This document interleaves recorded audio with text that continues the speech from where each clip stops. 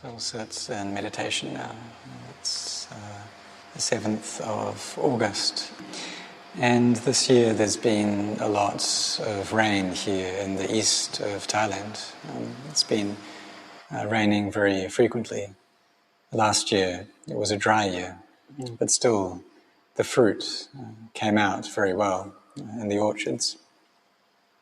Now this year it's been a lot of rain, and all of the ponds and the reservoirs in the monastery are full already. And there are some waterfalls in the forest that have been flowing for many days. So it's been plentiful in terms of water, and this is an important requisite for our lives because they allow us to live. Our bodies need the element of water to provide for the liquids in the body, the blood, for example. And if we don't have water, then we won't be able to live.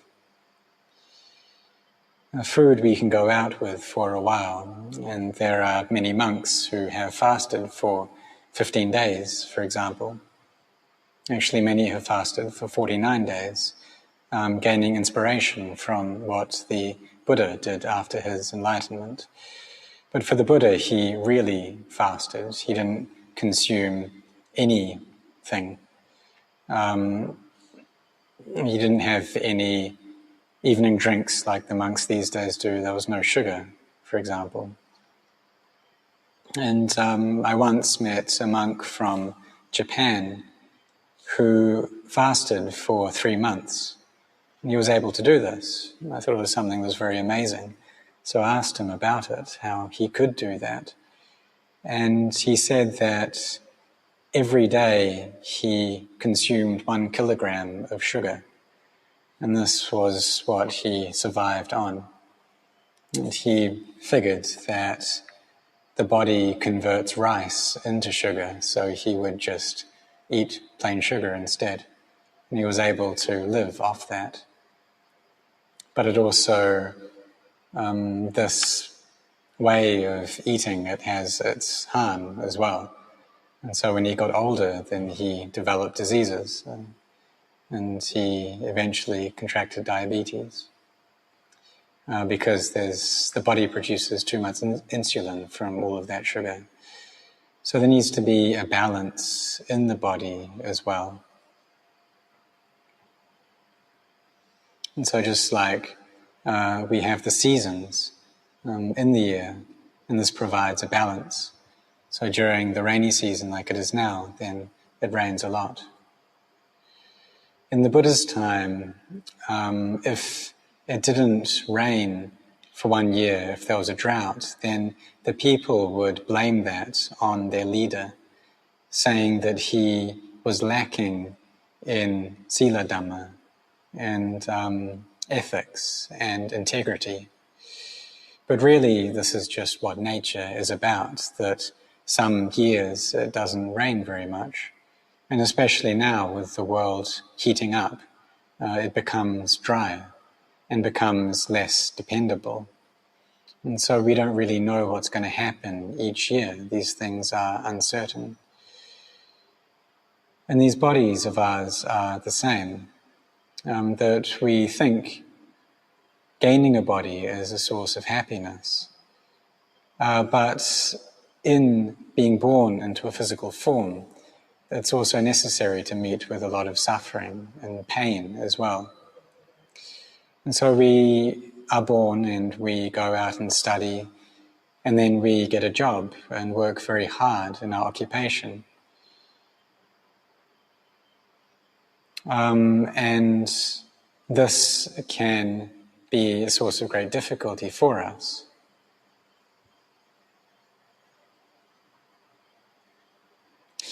But even though the body can provide us with these difficulties, we use this opportunity that we have. And we come to the monastery every day. We go through those difficulties in order to make merit. Some people are born into very difficult situations, and they've had to be very frugal in their early years. So there's one layperson who was here from the very beginning of this monastery. And she one day really wanted to eat just one bowl of noodles, but then she thought about that, and she figured that with the same amount of money that she would spend on that noodle, she could buy a lot of vegetables to cook for all of the monks. And a lot of benefit would come from that for many people. So this shows that she has a very beautiful heart, that she was able to sacrifice like that for many. So at the beginning of this monastery, we really had to depend on the kitchen because there weren't so many houses around that we could go on alms round to. And there were many monks. There was about 25 monks staying in the monastery. But still we were able to survive. And sometimes when the food is quite short, it can seem like the flavour of that food is even better. But it also depends upon our bodies as well. And as we get older, then food starts tasting worse. So we can see that this body changes and it's not like it was before. So for us, we need to try to train and contemplate and ask ourselves what it is that we're living with in this life. What are we bound to? These minds are caught up with the body, but can we really depend on these bodies? Can we trust them? And like the people external to us, our children, for example, maybe they're not strong, maybe they're still quite immature. So perhaps we feel like we can't put a lot of trust in them. We can't rely on them. And other people that we know, maybe we can't really put our faith in them. And so this body and this mind have come together, but can we really trust this body?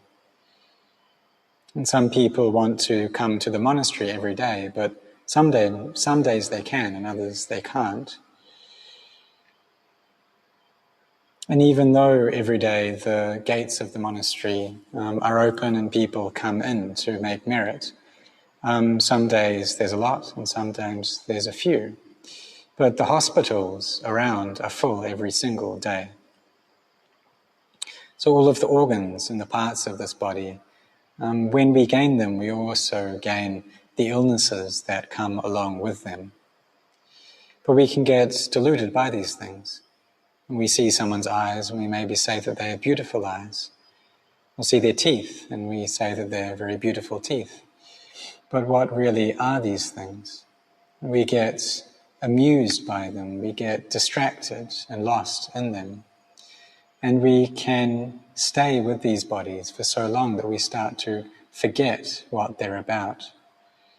So what are we really living with? It's actually the case that the body traps the mind. And we don't want for the body to break. And if it doesn't break, then the mind can't leave it. But oftentimes the mind doesn't even want to go. It wants to stay with these physical forms forever. But we can ask ourselves whether that's really possible. And the body is of the nature to change. But even though that's the case, no one really wants to give up on their bodies. No one wants to leave them. We like them, and so that's why we've been born into them. We find joy in this realm of existence, the kama loka, this world of sensualities. And the specific level that we've been born into in this world of sensuality is the human plane. So that shows that we have barami and we have merit to be able to gain a human body and also a human mind as well. So there are many people with human bodies, and the Buddha had the wisdom to see this. He also had the wisdom to see that the body gives us suffering, that all sankharas, all conditioned phenomena, provide us with difficulty and trouble because we have to be separated from them. Even though he had everything, he had so much wealth, he had a wife and a child, he wasn't able to stay with them. He felt like he had to leave them. He saw that he couldn't depend upon this body. So when he went out of the palace one day, he asked his charioteer, Channa, am I really going to get old like this as well? And suppose there was someone who was very, very wealthy, maybe the richest person in the world, and they'd never seen any suffering, they'd never know what it's like to be poor, to go through difficulty. But one day they see someone who's in a really tough situation. They're destitute, with no money, with nothing. And they ask a very close friend, am I going to be like this as well? And their friend responds, yes, this is how it's going to be.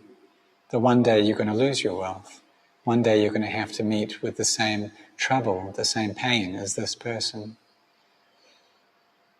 That hearing that news would really echo in that person's heart, that millionaire's heart, and see that his wealth can't really help him. Or perhaps there's someone who before was very poor, was in a really tough situation, but they've managed to get themselves out of that. But if someone told them that in the future they'd have to go back to that suffering, they just wouldn't be able to take that news. They'd also understand that their body, being older than it was before, wouldn't be up to it as well. The Buddha, as a bodhisattva, had a very strong body before he became awakened.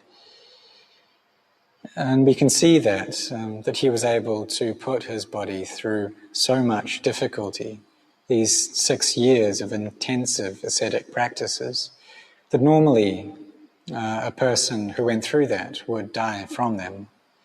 No one was able to do what he could do. But he had very deep jhana and also knowledge as well.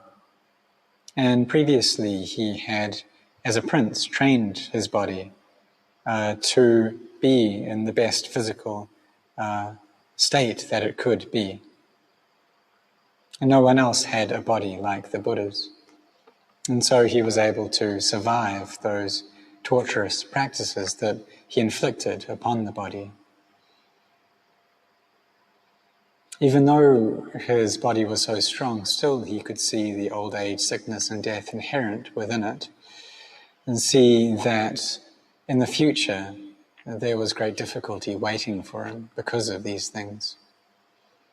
And so he asked, in the end, am I going to have to die as well? He was confused by this. He was disturbed by it as well, seeing that all beings who are born have to meet with death, that their lives end in death. And so the thought came up in his mind to find a way that leads out of this trouble, out of stress and suffering. But he had to leave everything behind in order to follow that path. He had to abandon his wife and his child as well. In the Mahayana tradition, they've got a slightly different story of the Buddha's biography. And they say that he was defeated in a war and he was outcast or had to leave the country that he was staying in. And so, being outcast in that way, he decided to ordain. And so, the Mahayana tradition, it's a little bit different. But in seeing old age, sickness and death, he also perceived the pain and the suffering within that. For us, when we develop dana, a generosity, to a very full and abundant degree, it's like we gain a boat that we can row along. Back in the day, they didn't have cars and they didn't have planes. And in order to travel, many people would use the river and the canals, and they would go by boat. Now, if someone has a bit more money, then they'd be able to buy a better boat. And if they're even wealthier, then they could get a motorboat. But still, the traveling can be quite slow. So when we develop our generosity and are charitable, then it's like we get this vehicle to travel to Nibbana. But if we develop sila as well, our virtue, then we get a car, and this can take us faster to Nibbana. Because for those people who are generous, it's still possible that they are not very ethical people, and perhaps they steal the things that they are offering. And there are cases of this, of thieves who are very generous. And there were in the past some thieves who liked to go to the monastery and make offerings and also listen to the Dhamma as well. And some people rob from the rich and then give what they have gained to the poor.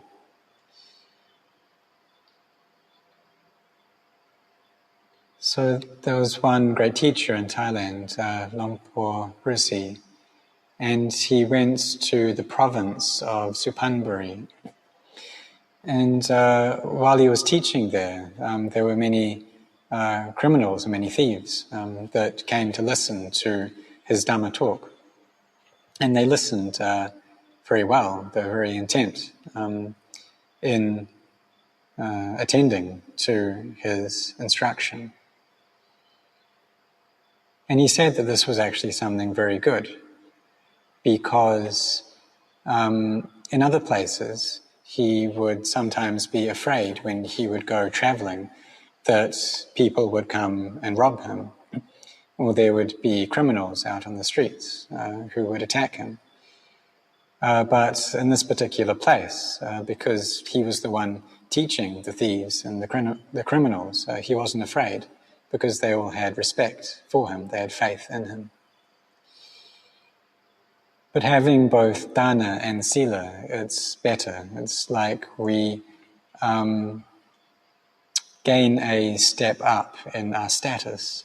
We move higher up in the hierarchy.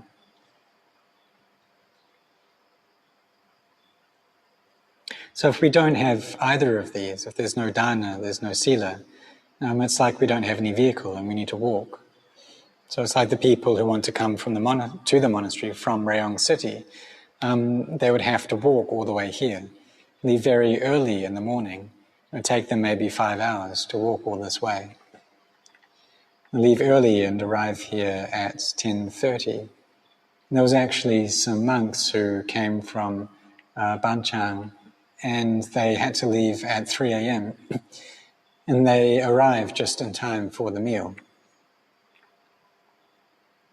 So it can be very difficult if we have to walk, but the fact that many of us now have vehicles shows that we have created merit in the past to have this convenience.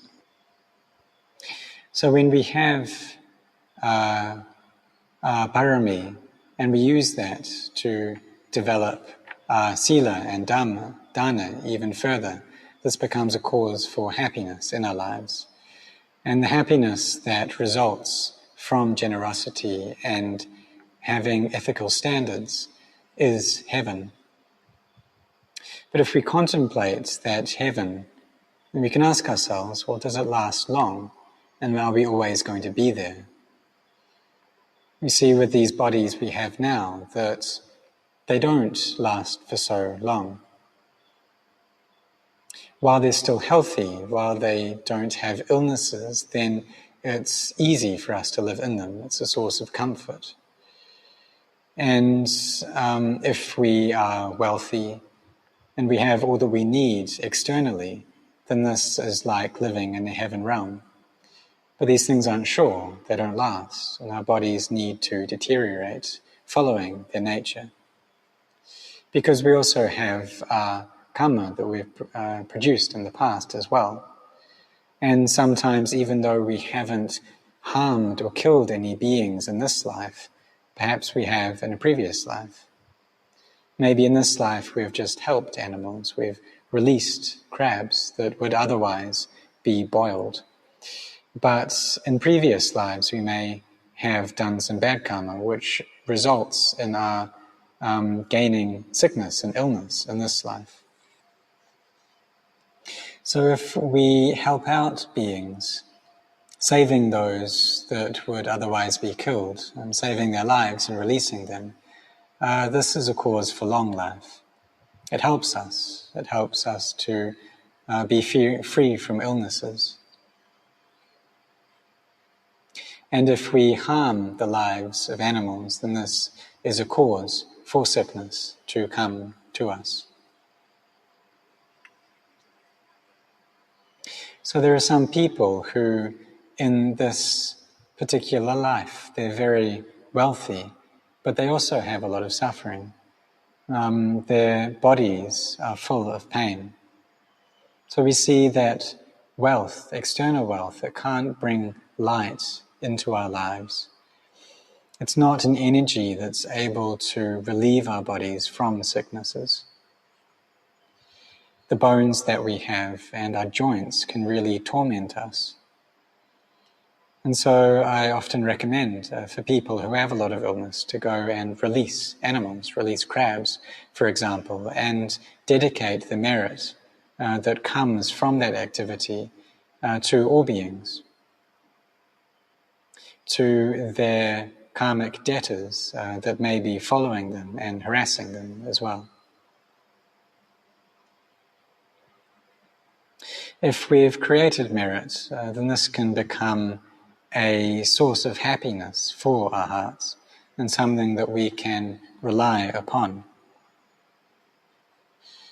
But if we don't have anything there for us to rely upon, if we don't have merit, we don't have goodness, then when the body changes, when it starts to deteriorate, then we fall into great amounts of suffering. So we can see that actually these bodies are like a country or a land that is full of difficulty. It's a very torturous place to live. Because when illness arises, as it does through all of the organs, all of the parts that we have in this body, then we meet with great pain. So we should contemplate and see the danger in the cycle of birth and death. Like all of the houses that we live in, they don't last forever. It's natural for roofs to develop leaks and for the pillars and the poles of our houses to start to break or decay. And when that happens, it's difficult for us to live in them. It's not a comfortable place to live. Even though the houses that we have now may be quite new or quite strong, so we can live in them comfortably, but one day they will have to change. So just like our bodies, when they're not full of pain, then it's an easy place for us to live. But this body, being the house that our mind lives in, is something that doesn't last forever. It's something that our mind depends upon, but will eventually let us down, because they are of the nature to age, to sicken, and to die. So we see all around us people going through this, people getting old, people falling into illness, and people dying. And we should recollect that we are of the nature to be this way as well. See all of this in terms of Dhamma.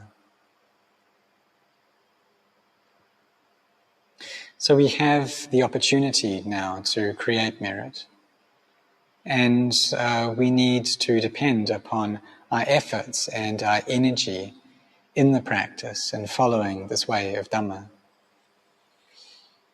And the Buddha said that the benefits that come from merit are very great. And it's even more if we gain samadhi, if our minds collect together and become very sturdy. Then when we listen to the Dhamma, our hearts feel at ease and peaceful. The doubts that we have about the teachings lessen and our minds become very bright. Wisdom arises in the heart through this act of listening to the Dhamma. So we need to train ourselves. And if we gain samadhi, then our status in the hierarchy grows or gets promoted to one step higher, one step above just having sila or morality. So having taken up the precepts, then we also engage in bhavana, cultivating our hearts as well. And this makes our lives more and more easeful, more and more comfortable. It's like we're traveling to a place of happiness, a place of brightness, somewhere that is devoid of suffering, both pain in the body and in the mind. And what this place is the pure heart, the heart that doesn't have any stress, the heart of an arahant, that which is freed from suffering. There's no attachment, it doesn't attach to anything at all. There's only happiness and joy residing in the heart. But still, the mind of an arahant needs to have a relationship to the body, and it sees the difficulty of this physical condition phenomena. So being in a relationship with these sankharas, we have a duty towards them as well. We have to manage them and take care of them. If we have nothing to manage, then it's very easy. But having a body, it can be quite difficult. When it's hungry, we have to feed it. When it's thirsty, we have to give it water. When we sit for a long time and the body becomes painful, then we have to get up and stand. Then we stand and the body feels uncomfortable, so we walk. We walk for a while, it develops aches, so then we have to lie down. We constantly have to change our postures to relieve the suffering in the body. But we should try to see all of the pain in these physical forms as Dhamma, so that wisdom can arise in our hearts. This wisdom is the most supreme vehicle.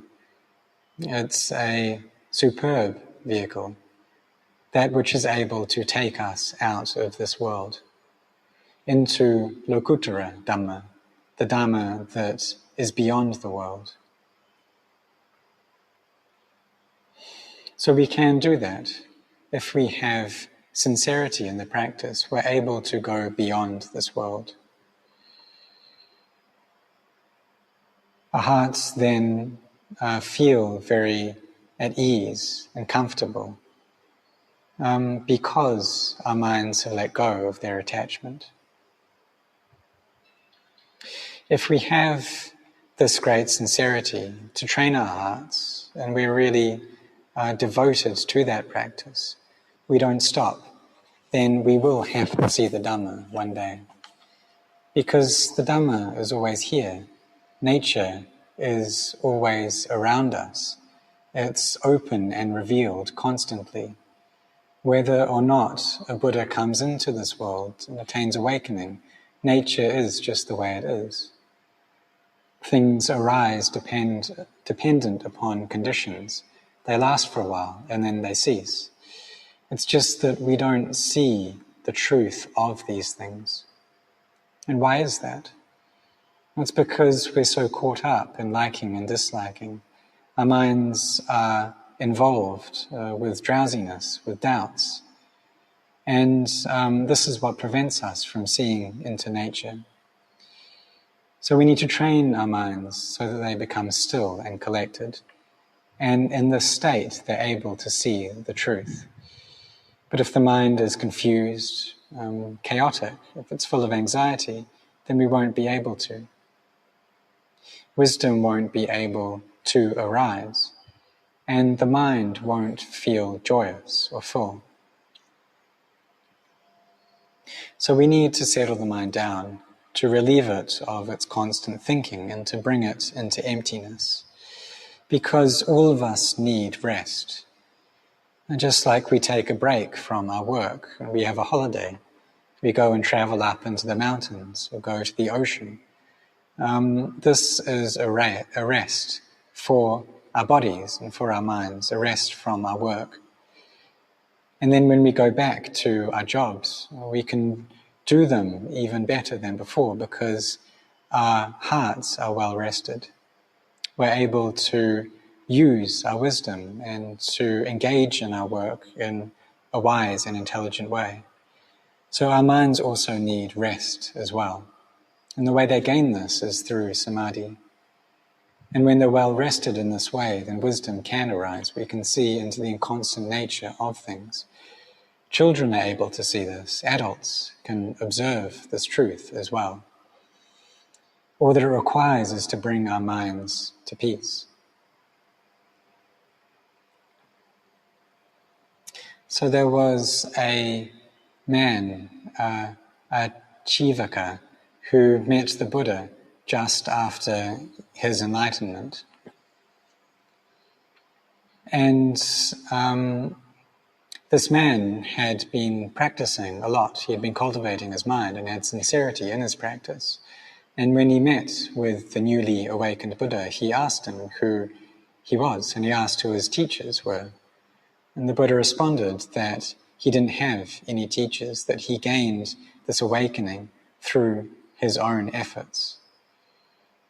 Ajivaka was amazed by this, and he had faith arise, but there was also something there that was blocking off his vision, that it was like he had his eyes closed.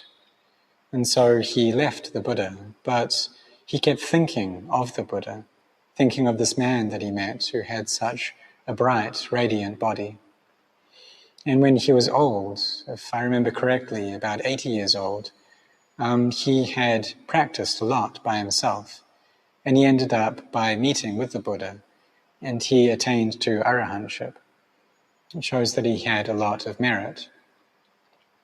But there were also many, many people during the Buddha's time who weren't interested at all in listening to the Buddha's Dhamma. Even some people were enemies of the Buddha and tried to harm him. So during the time of the Buddha, there were some people who created a lot of merit, who used that opportunity well. But there were some who created a lot of evil actions too. For us, we have been born in time to meet with the Dhamma of the Buddha. And so we use that opportunity, putting in our efforts and offering our practice in homage to the Buddha. This brings joy and brightness into our hearts. We do this before the body breaks apart. And we see that both the body and the mind are inconstant. We ask ourselves, are we able to control these things? And if we can't control them, can we take them as a self? Initially, when we're young and we have teeth, then all of the teeth are present. They're all there in our mouths. And we see that they're very good things. But one day, it's not going to be like that. One day they're going to have to fall out. One day they're going to bring us suffering. So we should see the danger in them as well. See that we can't control our teeth, that they're of the nature to be this way. So all the things of this world have their nature. So for us, we should try to see that. And in seeing that, then we see the Dhamma that the Buddha taught. And so may all of you grow in blessings.